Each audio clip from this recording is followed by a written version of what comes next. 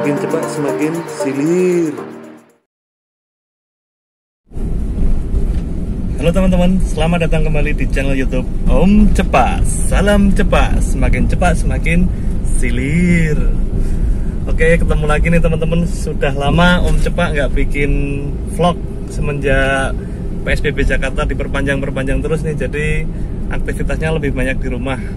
Nah ini sebenarnya masih diperpanjang juga, cuman udah longgar, udah masuk ke masa PSBB transisi. Semoga teman-teman semua dalam kondisi sehat walafiat ya, tidak ada yang kena COVID.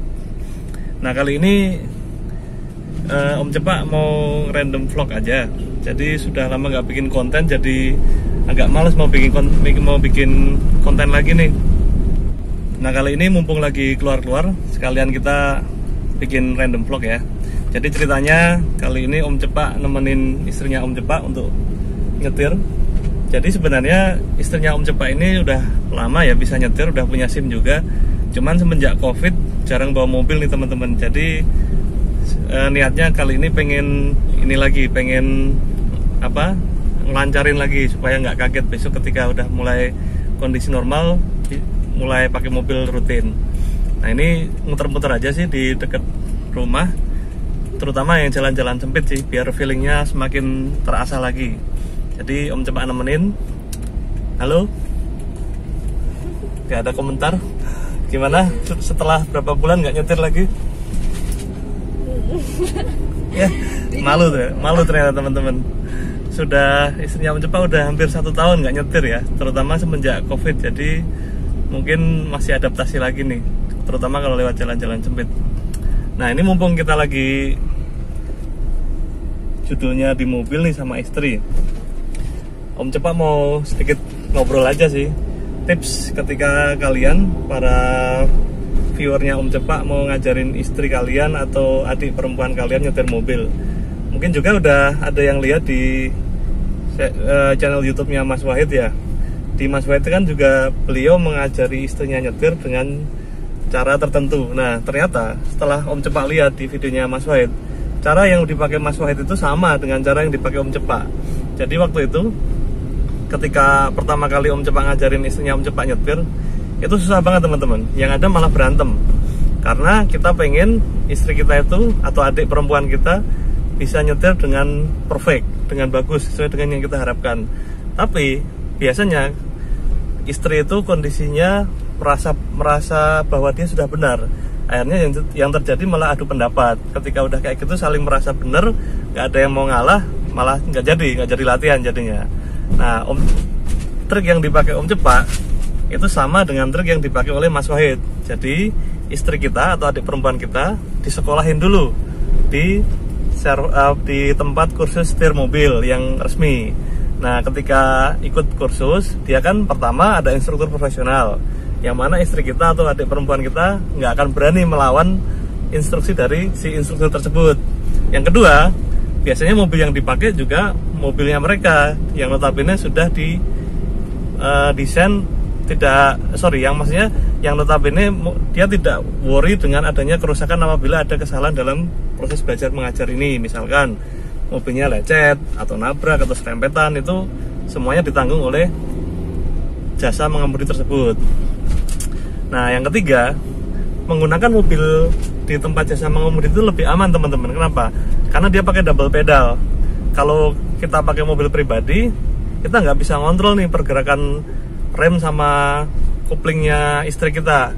Tapi kalau pakai mobil yang dari instruktur, yang dari tempat kursus, di sebelah kiri depan, jadi di sisi passenger penumpang sebelah kiri, itu ada pedal kopling sama pedal rem yang terhubung ke sisi driver. Jadi semisal si siswanya, dalam hal ini istri kita atau adik perempuan kita, salah injek rem atau salah injek kopling, itu bisa dikoreksi oleh si instruktur. Jadi kita merasa lebih aman aja, jadi lebih nggak khawatir.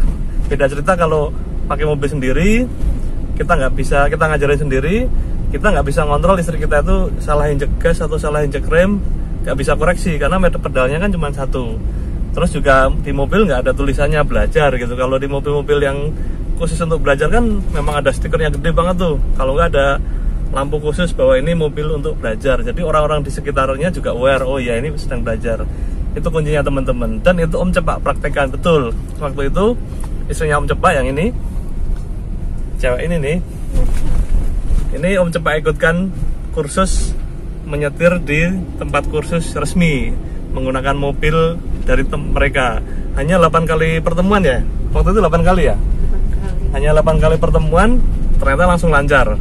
Ya tapi ini bukan standar ya. Artinya lancarnya itu memang setiap orang beda-beda. Ada yang sekali 2 kali pertemuan langsung bisa. Tapi ada juga yang sampai 15 kali pertemuan belum lancar. Itu tergantung orangnya sih memang. Tapi setidaknya ketika kita sudah menggunakan jasa kursus mengemudi itu lebih enak, lebih nyaman ketika istri kita udah selesai lulus dari tempat kursus, silahkan nyetir pakai mobil sendiri.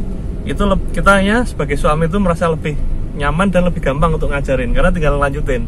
Basicnya sudah ada. Nah ini kebetulan di jalan yang Om Cepak lewatin ada tuh yang lagi belajar pakai mobil khusus pengemudi. Nih teman-teman, mobilnya teman-teman. Nah itu ada tulisannya latihan. Nah ini salah satu contoh mobil yang sedang latihan menggunakan kursusan resmi teman-teman. Ini contohnya nih. Memang di daerah dekat rumahnya Om Cepak itu sering banget dipakai buat latihan nyetir ya, karena jalanannya relatif sepi dan juga 2 arah. Nah, oke, kembali lagi ke masalah istri kita belajar.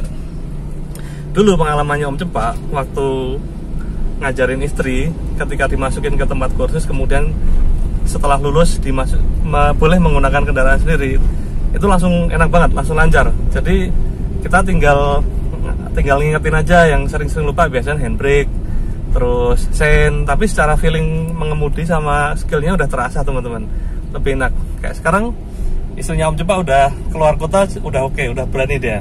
Cuman kalau lewat tol katanya masih takut, padahal secara logika lewat tol itu lebih gampang karena jalannya luas. Beda sama lewat jalan-jalan perumahan atau jalan kampung itu kan sempit, itu malah lebih susah. Cuman nggak tahu kenapa katanya takut banyak truk katanya, padahal lebih gampang loh, bener nggak? Kalau kalian, menurut kalian nih, silahkan komen di kolom komentar Om Cepak, enakan nyetir lewat tol apa di gang sempit? Kalau Om Cepak lebih enak nyetir itu di tol, nggak ada motor, nggak ada lampu merah, jalanannya gede. Kalau di gang sempit banyak sepeda, banyak motor, banyak anak-anak, itu malah lebih susah. Tapi kalau kata istri Om Cepak, di tol lebih susah, itu kan kebalikan. Silahkan kalian komen di kolom komentar. Nah terus gimana nih? Kalau menurutmu para istri-istri dan para adik perempuan mendingan langsung belajar sendiri apa tetap harus ikut ke tempat kursus setir resmi? Kursus lah. Kenapa? Alasannya kenapa? Kalau dari sudut pandangmu sebagai peserta didik atau sebagai murid? Lebih suka di kursusan aja. Iya, kenapa? Kenapa lebih suka dibanding diajarin suaminya sendiri atau kakaknya sendiri gitu? Lebih sabar. Oh, lebih sabar teman-teman.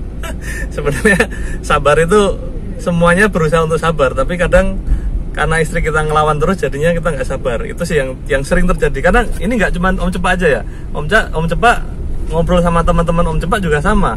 Mereka berusaha untuk sabar, tapi istri kita tuh ngeyel terus. Akhirnya jadi nggak sabar.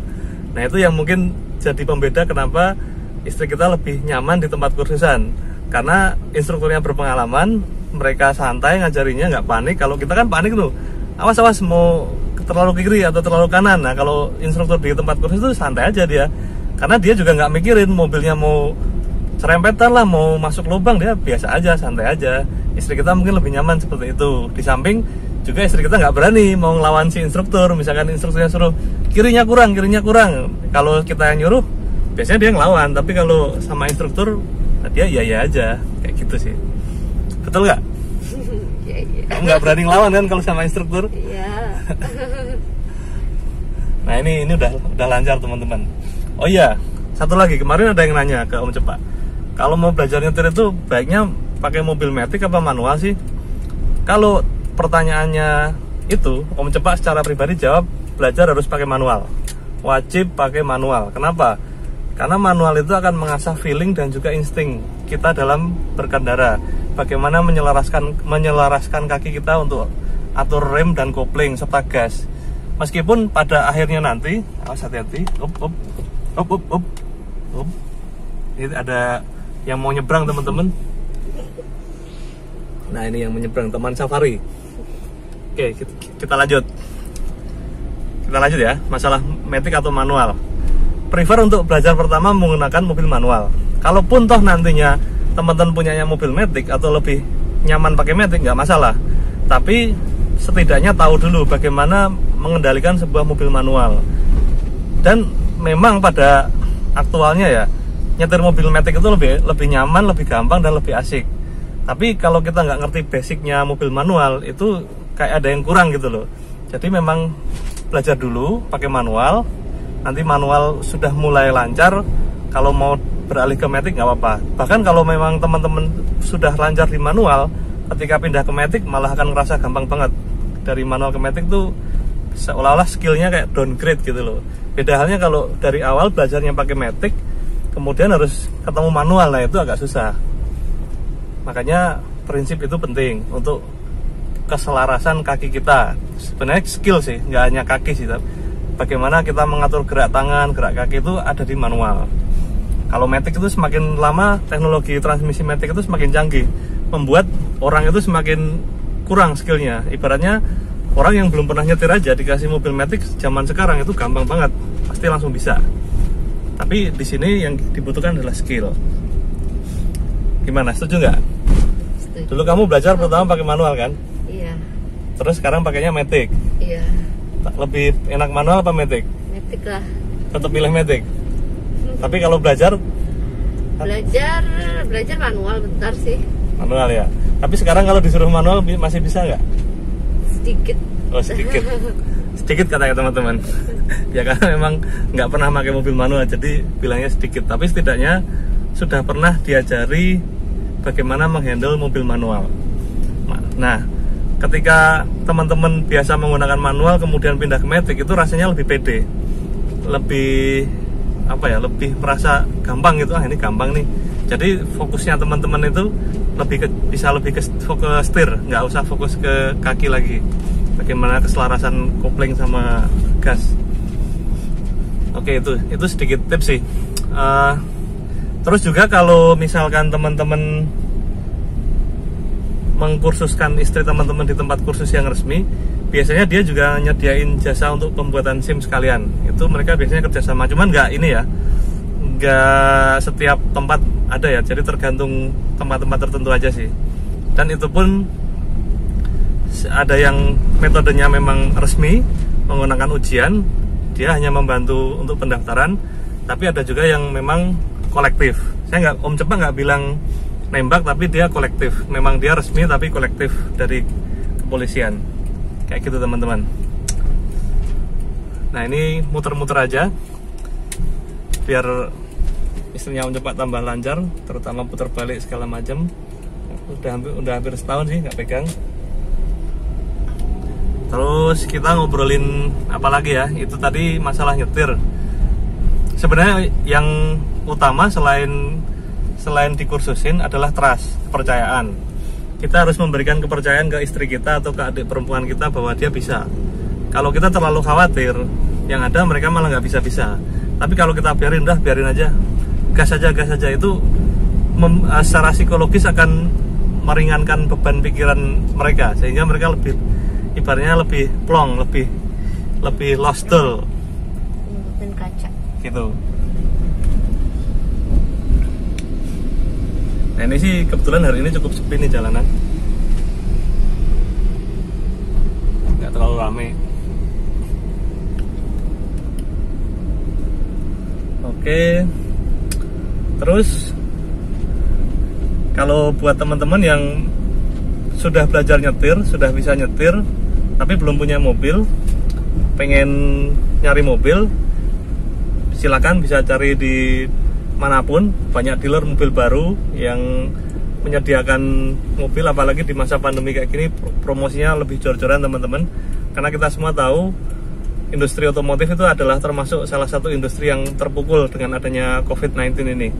Banyak pabrik-pabrik mobil yang produksinya turun drastis, banyak juga yang terpaksa harus merumahkan ratusan atau ribuan karyawannya, terlebih lagi ke supplier-suppliernya atau perusahaan-perusahaan yang mendukung berjalannya industri otomotif itu, perusahaan pemasoknya itu kasihan banget teman-teman, karena Om Cepak sendiri mengalami di lingkungan Om Cepak banyak yang bekerja di industri otomotif, benar-benar terasa ininya efek dari COVID-19 ini. Produksi turun, kita lihat produksi turun, demand forecastnya juga turun, semuanya turun. Jadi ya memang ini memprihatinkan kondisinya. Tapi buat teman-teman yang belum mampu untuk membeli mobil baru, budgetnya mampunya membeli mobil bekas secara cash, silahkan. Banyak juga tempat yang bisa diandalkan untuk membeli mobil bekas atau mencarikan mobil bekas secara cash. Tapi kalau mau ikut rekomendasinya Om Cepak, teman-teman pasti udah tahu, silahkan bisa DM ke Instagramnya Sade Mobil. Di situ Sade Mobil akan mencarikan unit yang benar-benar fresh, yang reasonable, harganya masuk akal dan sesuai budget. Plus nanti kalau ke teman-teman butuh perbaikan, butuh servis, bisa kita bantu. Oh ya, kebetulan Sade Mobil juga masih, kalau nggak salah masih ada stok 1 unit Toyota Avanza Veloz tahun 2014. Kalau memang teman-teman berminat bisa langsung DM saja. Gitu teman-teman. Belajar nyetir udah, cari mobil bekas udah, terus apa lagi ya? Wah, ini kita lewat ini lagi dong, Taman Safari lagi dong.